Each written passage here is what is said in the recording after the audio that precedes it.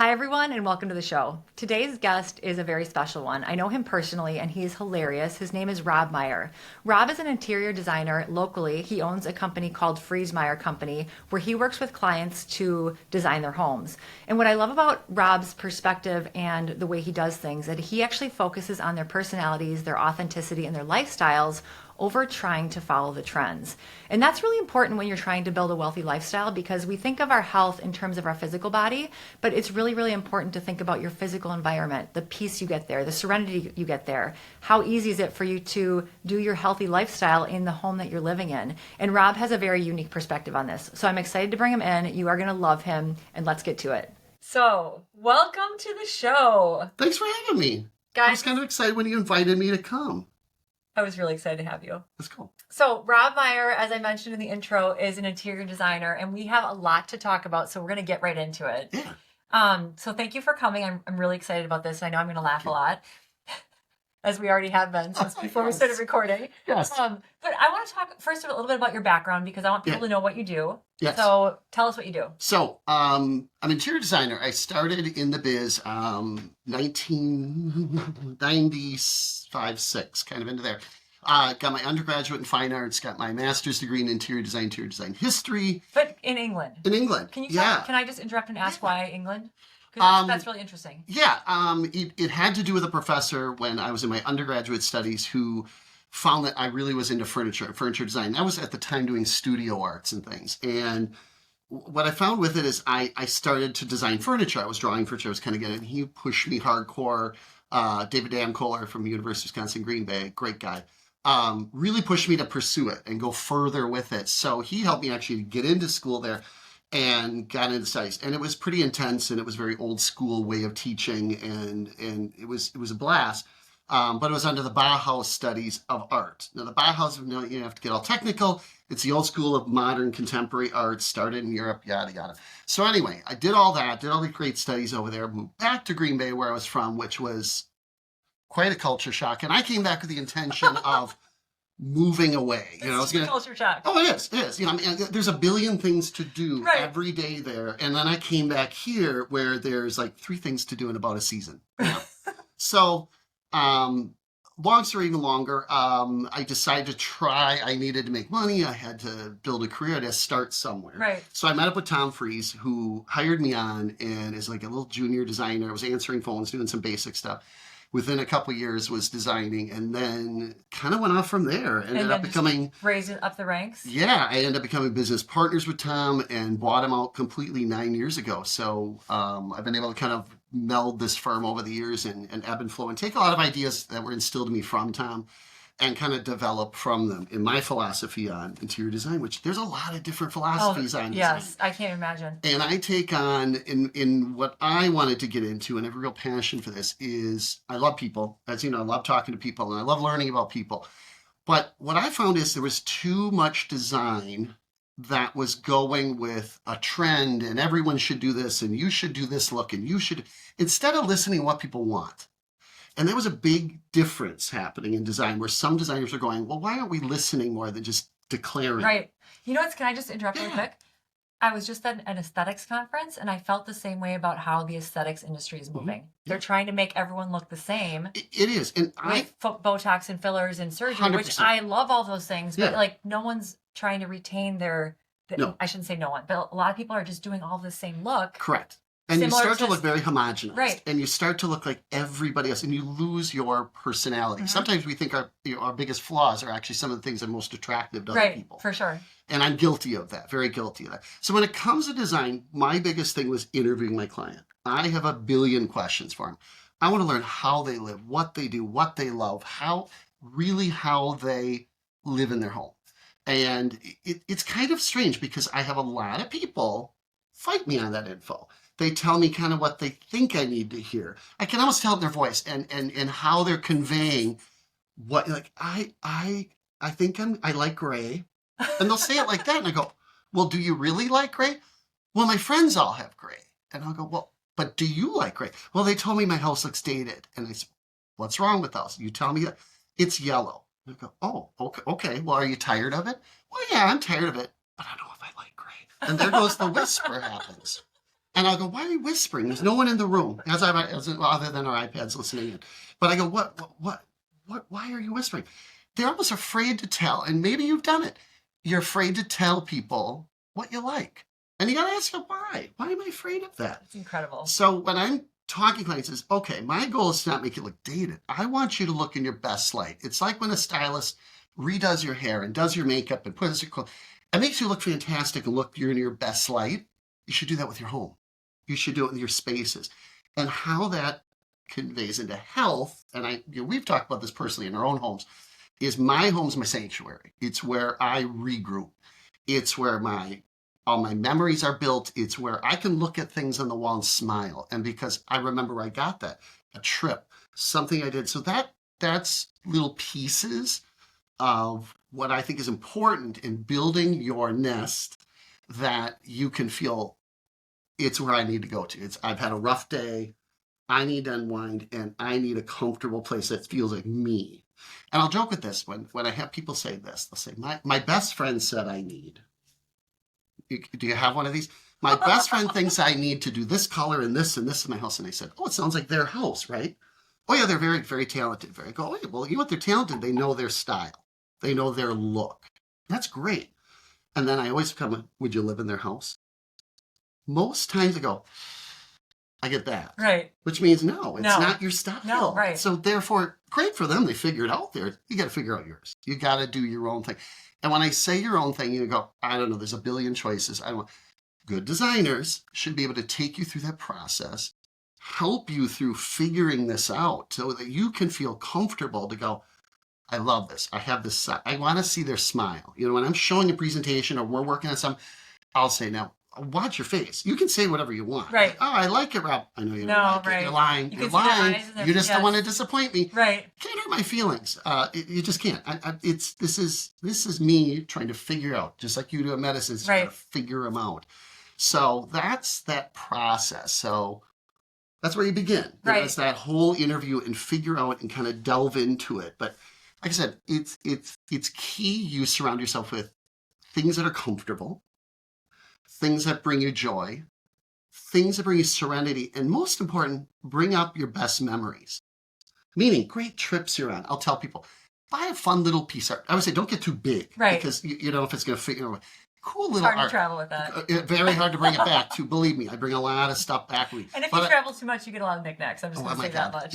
And I have a lot of people, and I'm horrible with that. I have a lot of stuff. But I would say if you do the house right, it looks procured. It looks like everything's got a place. And I got a lot of stuff. I have a lot of cleaning people who will not work with me. I got a lot of stuff. A lot of stuff. Yeah, they're very afraid of it. So you don't need someone to have minimalistic style. No. Because I always feel like people who promote well or healthy interior design, it's always very Japanese minimalistic. Right. And there is a place for it. And I think it's okay to have that where if your aesthetic is, and this is interesting, my older clients, and I have clients going into literally near 90. Mm-hmm. My oldest clients are the ones most minimal. They're literally purging. They're going, I don't want this stuff anymore. Right. I love my photo. They'll keep those elements I told you about, the memories pieces. Right. That we were on a trip with the family and I bought this cute dish. I bought this wonderful little piece of art. It makes me smile every time I walk past it, go into my bathroom. I want to keep, that's the most important pieces. Right. And in your 90s, you're still going to want those pieces. Right. They're not timeless. Keeping the TJ Maxx poster. No. And they're not keeping the little shabby chic this or the little table you bought from. And the other one is when your great Aunt Gertie's table that you actually think is the ugliest thing in the universe, she will not haunt you if you get rid of her table. Right. Because if I die today and you get my table in my house and you go, well, I can't get rid of that table. That was Rob's. I don't want to be remembered through a table. No. Remember me through. Hold you back. Well, how's that going to work in your life? And I go, you have that giant oil painting of me. I'll be leaving it to you at my will, which you should. Otherwise, I'll haunt you. Hang that on your wall. Right. So that's some of the little things I work with people to try to help them develop their style, and it doesn't mean you can't expand on, try new things. You can. In fact, that's how we figure out the new things to try based off of how it evolves with time. Correct. I mean, what I liked 10 years ago is very different from what I like now. Well, and who you are today is very different than 10 years ago. Very different. So, and you think about, because I have some people go, I have kids, and they say it in this dismissive, I have to basically live in everything covered Plastic in land? plastic or Right. cheap because they're going to beat it up Right. and all this stuff. And I go, to a degree, you're right. You're right. You don't want everything delicate, but you probably want some decent stuff that's going to hold up, take you Right. through your years of your kids. You can still have style. You can still have things to collect and build into. And it doesn't have to get cluttered with. But people, I think, are less minimal than they wish they were. Yes. And I always say to them, That's me. don't beat yourself up about that. Right. See, again, you're trying to be something that's different than who you really are. Right. And there's nothing wrong with who you are. If you like stuff or you collect a thing, collect it. Don't be ashamed of it. You can collect it. It obviously brings you joy. Right. Brings you joy. It's a good thing. It's not hurting anybody. You mean I don't have to get rid of the drum I bought at the Grateful Dead concert in 1994? No, that probably has a good story behind it, is Really? my assumption, if you can remember it. Really good story. Yeah, I'm just saying. One of But- Jerry Garcia's last shows. Was it really? Yep. Wow. Yep. And I was 18 and I bought it from, one of the But see how you LSD'd up remember hippies. every Every detail detail, of yeah, it I remember the just by guy's looking at face. that object. He was tripping on LSD, but they made these homemade drums that were out of clay and leather top. That's and insane. That's awesome. at that time in my life, I probably couldn't afford to spend No. money on a drum, but I did anyway. You'll love this. I have these two. They're alligator skin, 18th century antique chairs that I bought when I was 21. Now, who the hell does that when they're 21? Right, Just buys right. these kind of chairs. But I did. Right. And I bought them in England, and they weren't supposed to be allowed in the country at the time. So I figured out a way. I don't know how I figured out all this stuff. I was drinking, a lot of really good alcohols over in England at the time, as a 20-something does.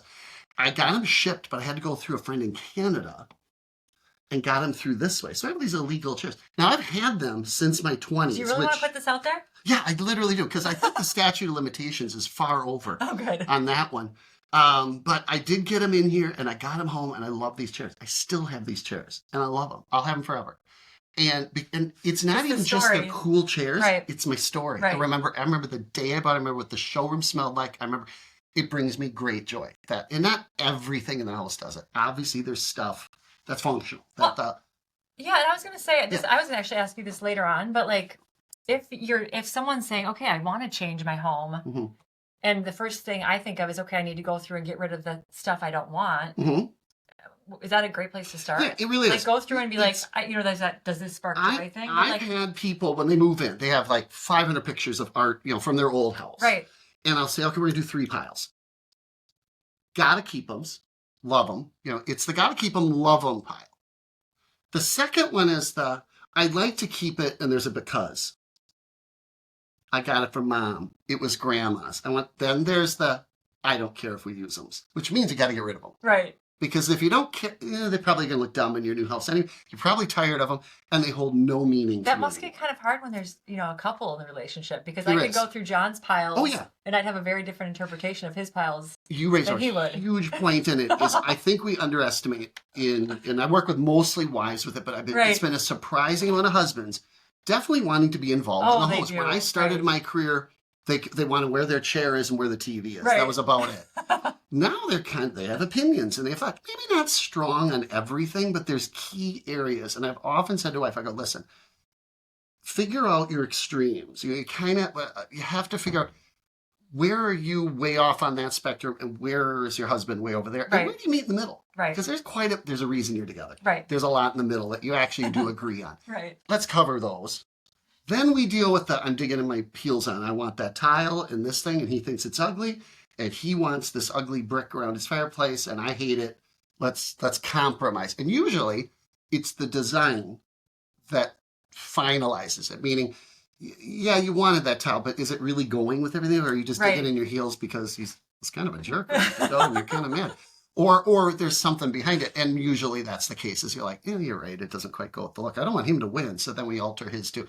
There's a lot of marriage counseling Right, involved that's what in it sounds design. like. Design is probably like 80% Oh, I would- psychology, Right. 20% design. I would think so. Yeah, Yeah. that's I think that's anyone in the service industry. I mean, I Mm-hmm. say that to my patients all the time. I'm like, look, I'm not a psychiatrist, no, but or you I'm not kind a of gotta be. counselor.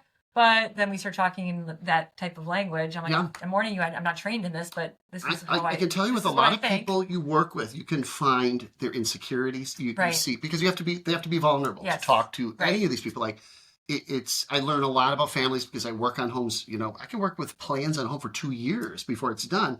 And there's clients I've been working with for my 30 years of my career. I Right. watch their kids grow up. I'm working on their homes. Right. I mean, I know their families inside and out. And it's really interesting when you start to learn about people is some of these decisions they're making are based on emotionally where they're at. Yes. Where world's overwhelming me, or I've got a purchase, and you kind of read in, you go, there's more going on here than what you're telling me. And it's important to know because I want to help you get to a better place. Right. We all are. I think that's a big part of all of our jobs. Physical surroundings can do that. Huge. I mean, I think about my current home, which is beautiful, and I'm grateful to have a home. But like, it's John and I literally moved in there when we got married 10 years ago. Combined all of our stuff. Yeah. Had 5 kids living in there. Yes. And it's just a hodgepodge.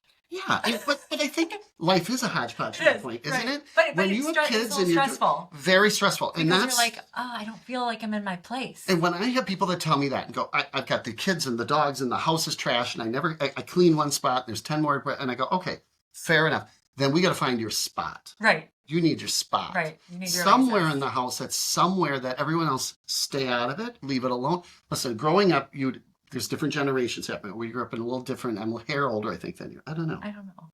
I'm what, 20 something now? Yeah, I think, and I'm 22. Around so maybe like there. 2 years different. Yeah. Give or take. That's quite a bit, something like it's that. A different generation. But so what? I don't know what the hell was doing with that. No, it's gone again. No. You just gave away your age. No, just kidding. I know, I'm almost 30. We're talking about having your space. Yes. Okay, sorry. So when they come to and go, sorry, okay, it's hot in here, the house is a hodgepodge and it's all over the place and I have all these messes and nobody cleans up and it's like, okay, first of all, then you do need to kind of cleanse out the house more. Yes, you have to get some key things to keep it clean or tidier and keep it simpler, but your Zen spot is key to figure out in the house. It doesn't have to be a huge space. It's just the room you can close the door. Or even if your bedroom is just perfect. It's a lot of times it is the master bedroom. We have to create that little oasis that you can get away to if that's what you need in it. Sometimes it's, I need my kitchen to be perfect. Organized. Right. Then we design that kitchen appropriately so you can do that. So that's a couple of those elements. Yeah. Oh, that's exciting. So what is a day like for you? As a designer, so they are never the same. Are they just always totally different? Always totally different. Like you're running all over the place. All over the place. And like how far do you go? All over the country. All over the country. So people fly you to their homes. Correct. So I've done a lot of work in Florida. I have currently projects in Florida. I have projects in Arizona. Completed projects in 12 states as of now. And so they fly you there. Multiple times. Yeah, but what's nice now, and it's really worked out sweet, is with the internet is fantastic. Right. Because I got workers on the spot. I can go live with anybody anytime. There's a question with the electrician. He can, boom, kick me on. And I can answer in my car. Right. And go, hey, do I put something here or here? It used to be, it was a pain in the neck. Because I'd have to do elaborate drawing and listen and go for multiple days and go through all this stuff. Now it's just awesome. Like I literally can be live for meetings weekly in these projects. Those people are usually people who are from here who have second homes. That I've done their homes. And then other states I've picked up other work if people have seen my work in these houses. Right. I picked up a few more in those, which is really fun. Do you like it? I love it. Well, it's fun because it's a different design, different style of home, a different style of building.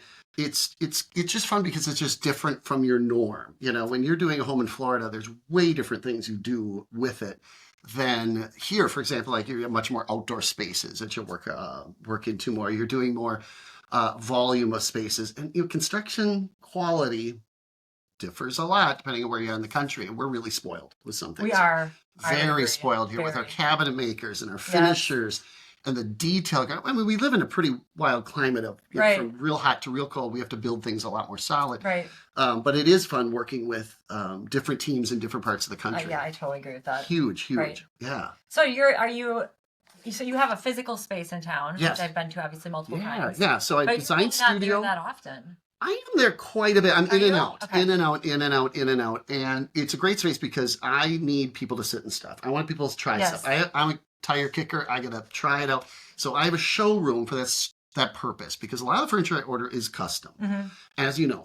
But I have you in because I want you sitting in products at the I want you trying things because I can change a cushion. I can change a height. I can change a depth. I mean, I can get pretty crazy different. I've had some wonderful clients who've had some severe health issues. I one wonderful gal, love her to death, and we had to figure out because she had horrible back problems. She had had four different fixation done in her gosh. back. She had a curvature from a terrible car accident. Oh, It was awful. And she came to me basically in tears going, I don't sit comfortably in anything. right. Nothing is comfortable. I go, I'm going to work to figure this out. And we worked hard. We figured it out. We found a few things she could actually relax in. And I'm telling you, that is rewarding. That is very rewarding. My favorite days are install days. When I get to go to the house, get all set up and see people smile and just get excited. Because for a lot of people, I'm the reward. They work their butts off for what they made. They're doing everything in their lives to get this, to have a wonderful thing. And when they finally get it, it feels really good Right. that I helped them get that thing and that they can enjoy it. And it looks like them. You know what I mean? Like Yeah. you walk in your friend's house is down, like you can go, this is her. You know, this is my best friend, whoever. And holy cow, this is cool. Instead of walking in and going, this is pretty. Right. But it's not me. her. Right. It's not, who is this person? Or it could be anybody living in the house. That I'm disappointed by because I think that I think could be a sign. It makes me question a little bit who's in the house. Like, well, who are you then? Why aren't you doing you? Right. Why are you hiding you? Right. You're in there and you're probably pretty cool. Right. Everyone's cool. No, I'm just kidding. No, everyone is pretty cool. Right. Right. You know, but I think it's fun when I get to go in a home and experience things and see their home and see what they love and see their lives. Just conveyed by looking around and really you learn who they are. That's like somewhat horrifying though. Really? I'm sure people feel really vulnerable. You know, you can be, but Yeah. I think when you do yourself up your best Right. and go out, you don't feel as vulnerable. No, that. But when you go out feeling like we've all done this, and especially if you live in our area, which is a small town, you've ran on a Saturday, like, I'm going to run to the grocery store. I'm out of lettuce and one thing. I'm going to go in these sweats. I saw I have two mismatched shoes. My hair is standing on end. You get like a barrette stuck in Are you there talking from about my every weekend? Yeah, pretty much. And then you just run to the store. Isn't that the day everyone you know is at the grocery store and like scream, Lynn, Right. Lynn, and you're like, oh my God, I don't even think I brushed my teeth today. Right, And right. I just got to get my lettuce and get out. The day you look amazing and you go shopping, nobody's in town. Right. Like nobody's around. That's the annoying thing. So Well, I would even say, like, I, as an ER doctor for years, in scrubs all the time. When I wasn't working, I was wearing athleisure wear, which Oh, yeah. back then probably wasn't even a thing, but like it Yeah. was very comfortable athletic clothing. Correct. Very, very rarely would I dress nicely, right? Mm. So then I started this practice. I'm like, okay, on my patient days, I might wear something a little nicer. And then the days I wasn't seeing patients, I was still wearing that athleisure wear. But Mhm. then as I just started evolving and, focusing more on style, Yes. it actually made a really big difference in my mood. Exactly. Now we're going a whole nother room because I get commented a lot that I dress up a lot.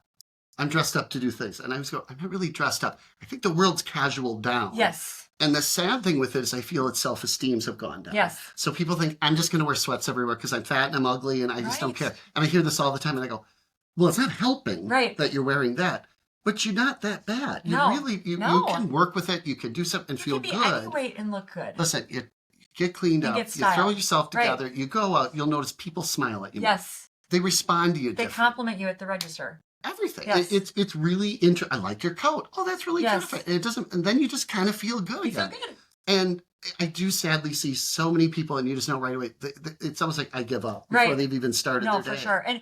But that I'm paralleling that with your home Yeah. because I feel like that is the same thing with your home. If Correct. you're not keeping your home authentic, like yourself, Correct. maybe somewhat tidy, it's going to affect your emotions. It's going to affect your health. Absolutely right. And that's something essential is. I've had people say, I wish I could afford you. Mm-hmm. I hear that one from time to time. And I always feel bad with this one because I do I'm work glad in you brought that IM. up because I was like, I was And going to share that with people that you it's a big thing. So Right. I guess I do very, very high-end Mhm. homes. And people will say, oh, that must be fun to do Mhm. those really rich people's houses. And I kind of have to chuckle inside because I said, no, that isn't the most fun jobs because everybody has a budget. Everybody has, Everyone does? everybody. Okay. I've worked with some extremely wealthy people. And you know what the budget is based on? Value. What do I value? What's important to me is where I set my budgets. Right. Meaning, I want many men are like, I want the stone a certain, I'm willing to spend it. I want this, But the hardwood floor, that seems like a lot. Right. Like the weirdest things, people will pick and choose what, and that's fine. Right. There's nothing wrong with it. It's just how you value Right. stuff. And usually what you know, you value more than what you don't know. So if you're going to build a house and you've never built before, believe me, you have no value in anything because you Right. don't know what No. anything's supposed to cost. No. So all of a sudden these numbers hit you and you go, oh my God, they're trying to gouge me. Right. Not necessarily. It's just we're in a really wacky time. Right. Things are really wacky expensive. And it starts to make sense. So it helps to have good people, a good builder, good designer with you, good talent with you, to at least guide you through and go, okay, here's where you're at. Here's what's higher. Here's what's lower. Here's the differences of why this is higher and why this is lower. And there's literally times I go, no, listen, we're not doing that higher one. That's stupid because all it is this, and this, and none of that's a good attribute for you. Right. Nothing of that's going to help you. Right. We're gonna cut that down and borrow a little money from this budget and put it over here because you really smile at this. Right. You got to bop up the budget and buy that thing. That thing you're going to regret. So I don't want regrets. Right. After you're done with your project. And there's some common regrets. Very common. What are the most common ones? I built too big. Oh my gosh. I built too big. And I hear it I mean, we're in the land of every McMansions. time. Yeah. I got 4 rooms in this house we don't use. Right. It's not thinking ahead. Like building a big, wonderful home, have 5 bedrooms, and I'll say, okay, who do we got in the family? We got 3 teenagers. When are they all going to be out of the house? In 5 years. Okay, what, you're planning to be here 25 years? Yes. That's a lot of bedrooms you're going to have for the next 25. Oh, they're all going to come back. No. No, they're not. They're going to want, especially when they get married and have a kid, they want you to come to them. Yes. Or they're going to come to your vacation home Right. because they come to the lake in the summer. Right. They're not going to come to your house in town. Right. They're just not. No. And you would know because you've seen it. I've seen over it the for 30 years. Right. This is what I've been seeing. So then we'll kind This of is kind talk of like about a counseling session for me, by the way. Totally. Because you got to My brain's think working. how long you want to be in your home, how long you want to do these things, because that alters your design as well. Right. And what you should choose and how to go about the process and how to budget for the process.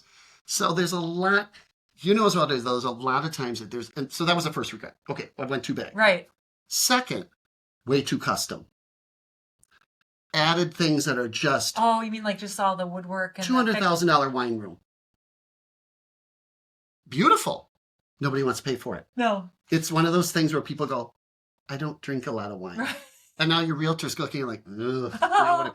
And a lot of people do. But that's one of, okay, or I've been in some where they've spent like on bath fixtures where I knew they were like $8,000 faucets. And I go, why would you do Right, that? right, If you're going to sell this, nobody values No. that. So like going a little too nuts on some weird options in your home.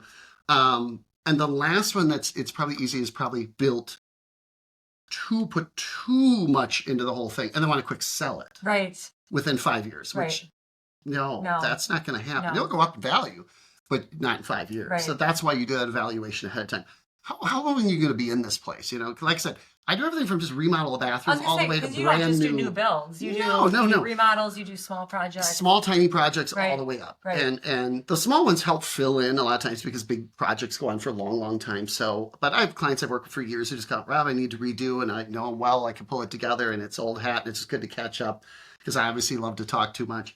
And all my clients will laugh at that one if they watch because I just ramble. But it's any size, any kind of projects into it. I mean, the big ones are fun too, but I will say my most fun projects are working with fun people who are just open to learn, open to feel, open to enjoy the process. I want to have fun. They should be. If you're making this big of an investment, whatever, you're remodeling a room to you're building a house, it's a big investment.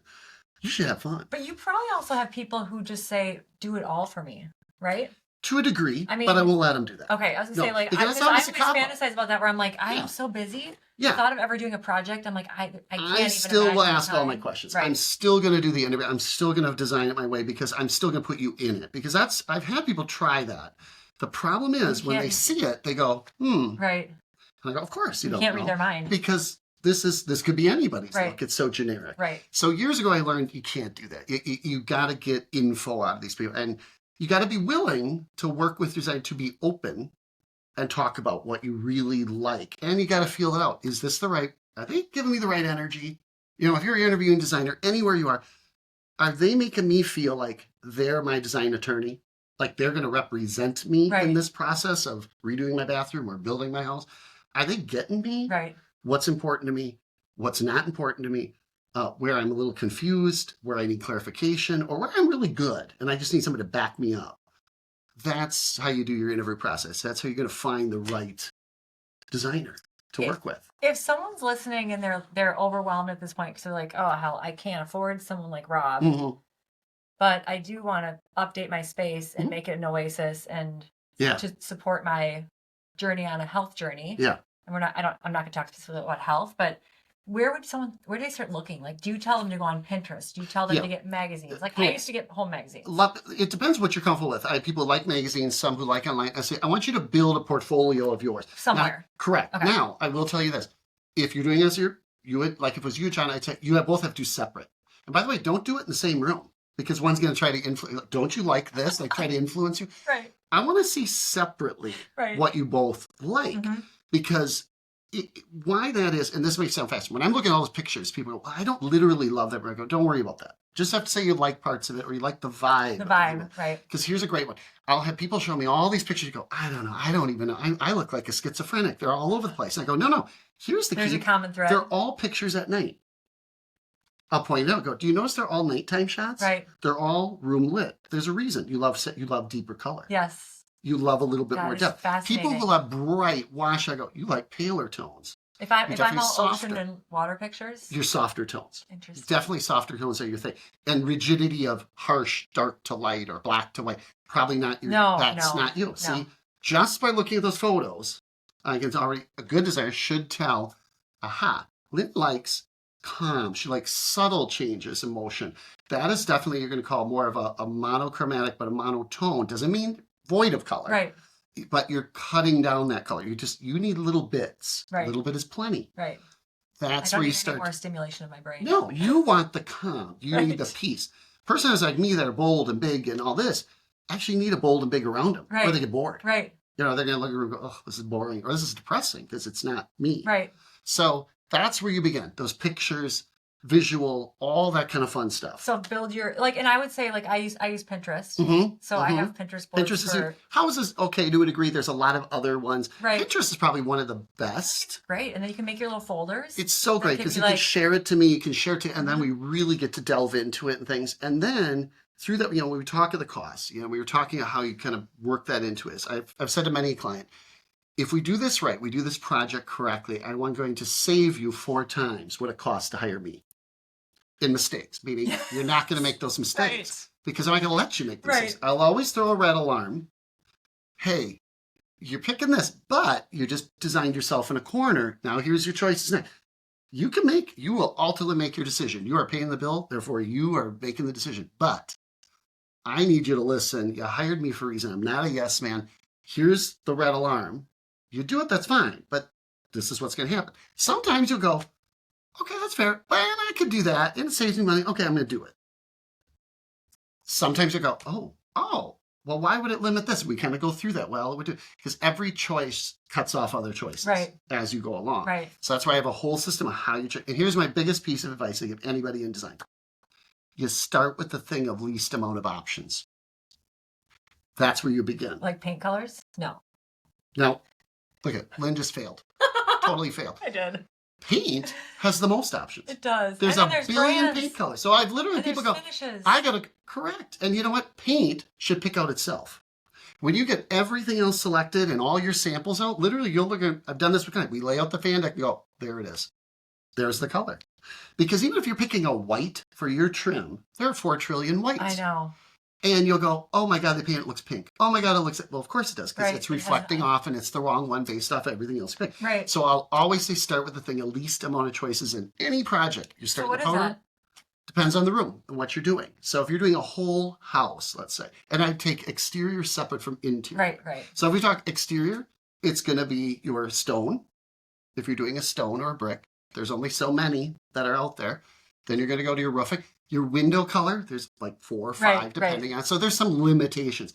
When you get inside the house, it's real interesting. It can be a toss-up between, it could be the counters, depending on if you're doing more contemporary, because contemporary, again, there's such simple amounts of things to pick from. But tiles are a big deal. That's one of the first things I start picking because that sets a tone of texture, color value. size, shape, all that kind of fun stuff. And that will bleed out in other spaces. What is the main flooring in the house? Is it a hardwood? Which one? That's a big deal. That's a big deal. Big deal in the house is that, because you'll see a billion that look almost the same. Right. But they're not. They're not. So it's building off of those and ending with the last thing, which is paint. So that process helps it go faster, smoother, makes sense, keep you calm through the process. Because anybody that's built knows it's an extremely stressful process. It is. And the more design we do up front helps you save money in the end. Right. Meaning, you want to build, and the builder says, well, I'll give you an estimate. That's very hard for a builder to do right now. It's kind of the worst thing because it's such a stab in the dark. Right. Because you could change a doorknob and your whole house is crazy out of budget. Right. So you start with the thing of, let's make all of our selections. Let's get everything picked out for this house as much as we can. Send that to bid. Take those numbers. Where do we go? What's high? What's crazy? What can we change? You haven't done anything yet, so you haven't wasted any money. Mm-hmm. And it's not the 11th hour. House is halfway built, and they go, okay, you picked out a $9,000 tub. Did you know it? And you're going, I didn't know it's not. What? Well, we need it. We need it soon. You have to get it ordered this week. And you're like, I have a week from now. I'm running around. I can't go pick out a new tub. See, that shouldn't happen. Right. Then you're going to go, the hell with it. Just do it. And I regret it later. So anyway, long story even longer. This is my favorite thing. It's a whole process, but there's a nice streamlining. That's a designer's job to help streamline that process, make it not so painful, and hopefully save you money, save you in decision, and make it more fun and enjoyable. Yeah, I was going to say, because I think that most people, unless they're in the field, they start the process of accumulating pictures, Pinterest boards, and then they start visiting stores, and then it just spins out. It can be overwhelming. It's very craziness. overwhelming because it used to be, there was only so many garage doors you pick from. There's only so many of this spectrum. There was a couple of everything for a house now. There's a billion options, right? And price points. I mean, it's wildly all over. And one, like I said, choice space. Are you doing 8-foot doors? Are you doing this? Well, if you do an 8-foot door, the trim's here. Like all of a sudden, these builders are throwing all this at you, and you're going, I don't even know what language he's speaking. Right. So again, sometimes your designer's the interpreter going, okay, what he's trying to say is, let me draw this for you. This is what he's saying. I think we should do this. This is what we're after. And you go, okay, great. Now I know what's going on. Because we all have a life. I do this 40 hours a week or more, usually more. Right. And we know we've done this. We've done this so many times. It's your craft. It's what we do. It's just like coming to see you for anything related to us. I come to you and I go, Lynn, I'm gorgeous, but how could I be even more gorgeous? And you're like, you can't. That's actually how our meetings go. So it's look at me, I'm just going off on that kind of crazy tangent, but it is a process. I think it's easier for people to understand that you go to a doctor and they're a master in their craft because they went to med school and they have an MD, right? Correct. And you go there to listen and to understand and ask questions. Right. And you can convey, well, this is why I'm recommending to do this, that, and the next thing. It's very similar. I don't think people understand that. I don't think people understand that when you go to a designer, that's actually you're going to a master. Yeah. And you're going to the expert in anything you do. And I'm not saying your life depends on it, but I mean, at the same point, your budget depends on it. Right. It's probably the biggest thing you're ever going to spend on in your life is your home.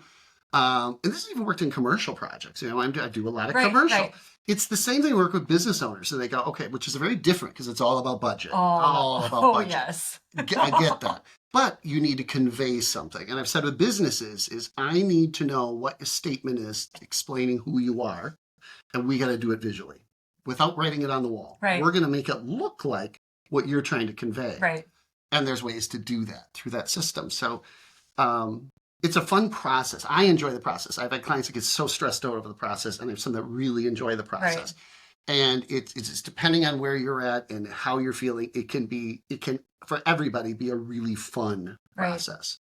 I had another question, and it actually goes back to like childhood. I'm not going to do like anything deep, but yes. When in your life did you know you wanted to do this? Oh, that's funny. And who were your mentors? Okay, so when I was a kid, I love Legos. Love Legos.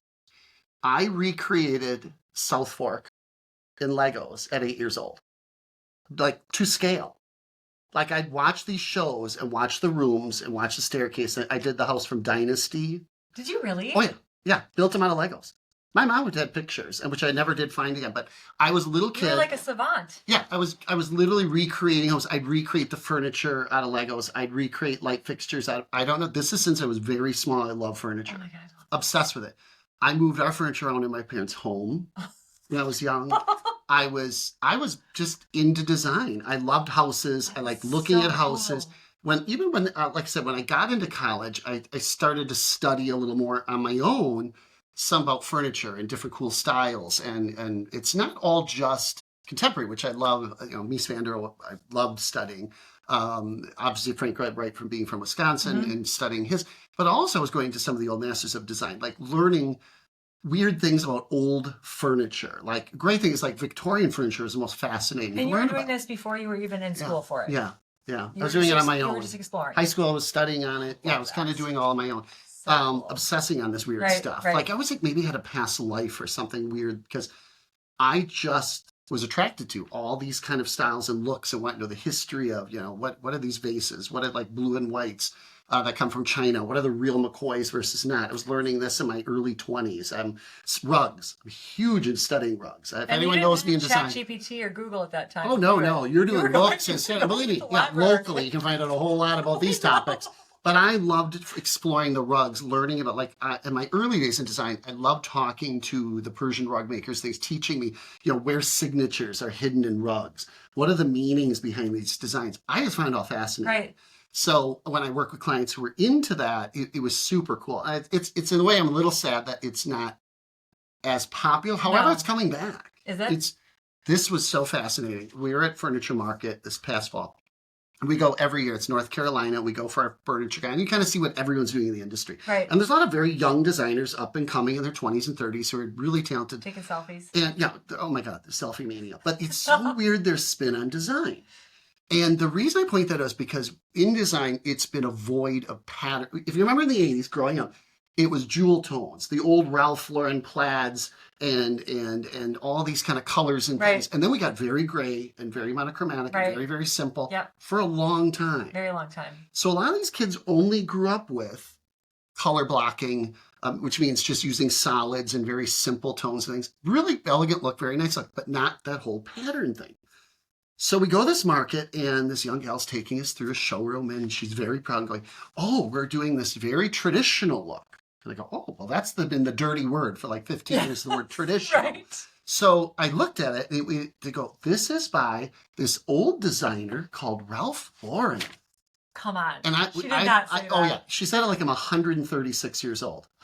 It's one of those you're born in the 1900s. They want to get you a wheelchair when you come in the store. So you're like, oh, okay, the real old designer, which Right. but he is like 90 now. Yeah, but he's still alive. He's He's still supposed to alive. be He's doing amazing stuff. Right. And they did it a little bit, but to be honest, it was not done really well. Right. Like it looked interesting, but the kids freaked out over it. I Right. thought it was the coolest thing. So Old interesting. paintings, like oil paintings. Yes. Again, they kind of were getting into that. I'm laughing because everything is cyclical. All design, Yeah. it just keeps flowing. Especially with new people, it's new to them. It's boring to this generation. It's awful to this generation. You can almost pick out which generations. It's like when they tried to bring like avocado green back, and everyone just freaked out and went, "I'm not doing avocado." They literally tried about a year.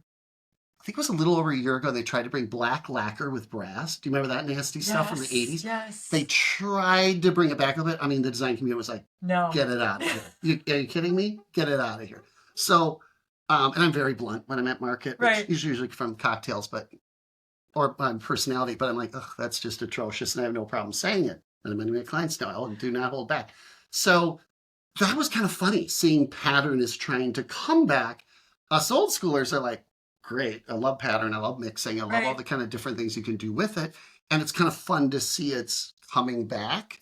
When faux finishes start to come back, I may need to retire. Right. I don't think I can do that. I can't. Do you faux finishes? Oh my God! Do you remember when everything was faux I'm finish? trying to think of an example. Oh God! Every restaurant you went in probably had a faux finish Oh, on right, the wall. right, You know, right. always, everything They had to still look do. like. They Oh still do, actually. God! Like the Tuscan, the Right. whole Tuscan. Right. No, look. they I still mean, do.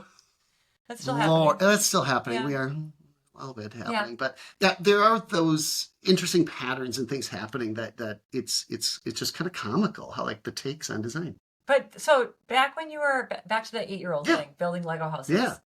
You just followed that channel and then ended up at GB Yeah, in yeah, undergrad studying yeah. design? Yes, Like, so correct. just kind of Yeah, I ended up staying for a multitude of reasons why I stayed local. I got accepted to Milwaukee and some others, and for various reasons, I stayed in Green Bay for Right. it. And I liked it. I had a great education. It was awesome. But it was a little more liberal with what I was studying, Mm-hmm. and it was because I wasn't sure exactly what I wanted to Right. do.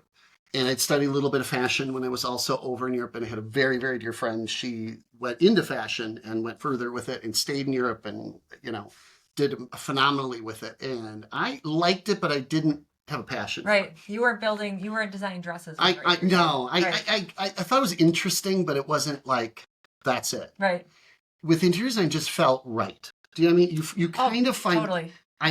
I'm really lucky in that I get to do something that I really enjoy. Well, and It's that's not a job as much No. as it's just something I enjoy. And that's what I like when I love people I interview on this show because a lot of them are masters in their craft, right? Yeah, But it's very different than having a job.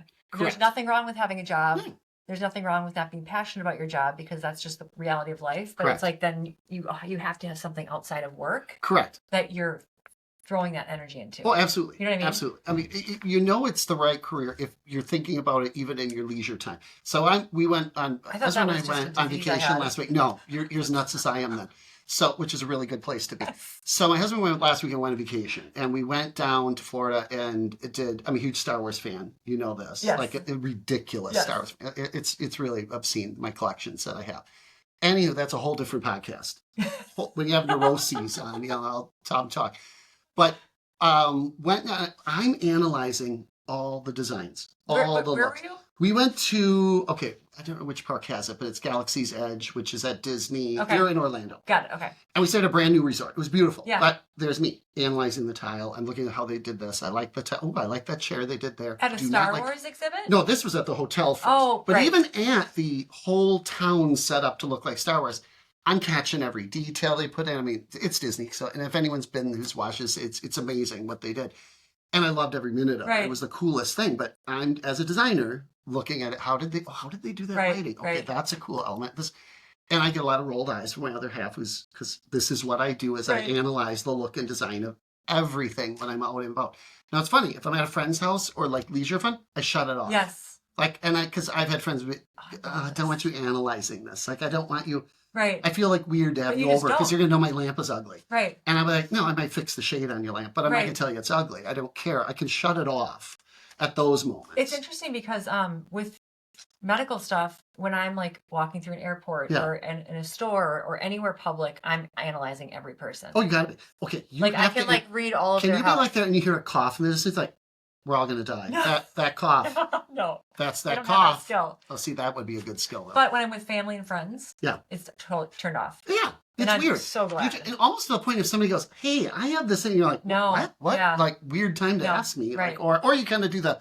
I've had a few try the, well, what should I do with this for now? And you're like, well, we should talk later. Right. Set an appointment. You're like, Yes. I'm not talking about it now. That's just kind of And weird. you can't though. No, It's- it's shut just- off. you just You shut off. literally Yeah. shut. I Yeah. can shut her down, and I need to. Right. Shut her. Yes. When I do it on vacation, though, it's because I'm excited to see You're new creative things. and And every time we go inspired. to a new hotel, I'm analyzing Yes. the hotel and not criticizing. It's more or less looking, do I like this? Mhm. What do I think they did well? What could they have done better? Or I'll go, oh, here's where they had to cut the budget. right, And I hate catching that. I shouldn't be able to catch that right. where they had to cut the budget.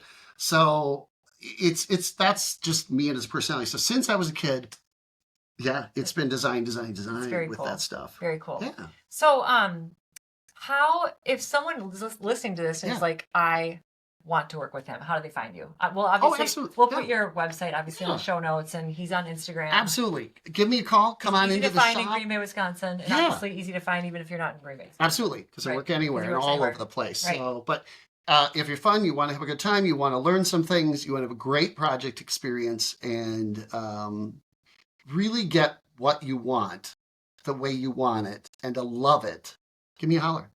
Definitely, love to work with you. Yeah, and even if you can't work with him directly, Great. I have a great like team. I think listening Amazing to your team Yeah, for sure. yeah. And just listening to what he said about if you're any project you're doing, even if it's Yeah. just a bathroom, Like, don't try to copy Pottery Barn's No, catalog. and that is a great start. I'll tell a lot of people. Yeah. It's a way to say here's what's trendy in the world today. Right.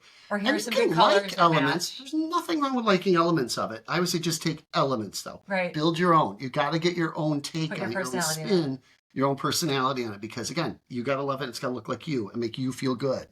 So. And consider how is it going to support you being your most best Correct. authentic self. Correct. Absolutely. your personality. Yeah. Which obviously you have a great one. So. Oh, well, thanks for noticing. Thank you for coming. Good to see you. We have to think about what our next topic is going to be because that was so fun. That was fun. Love to come back. And hopefully in the near future, you guys will notice that our setup in here is a bit different because we're going to work on some things. We're going to work on it. He told me it's just not great in here, and we're gonna work on that. We can set up like like each week a different theme. Like we'll do a Golden Girls set, right. like sets from famous shows. Right. Let's do that, and then not acknowledge it. Like just sit it and no one comments. Do we dress in people character? online like Do we dress in character? I kind of have that. Right, kind of hit that age. I love it. I think it's a great idea. Yeah. I love it. Yeah, I would like to do Yellowstone. Oh, we'll do Yellowstone one week. that would be a good one too. Yep. Yeah, that'd be controversial. I'll be John. What's his name? I don't remember anyone's name. I'm so bad. See, that's the designer. I am so bad with names. I am too. Oh my God. Yeah, me too. Awful. Cheers. Cheers. All right. Well, see you soon. Thank you. Thank you.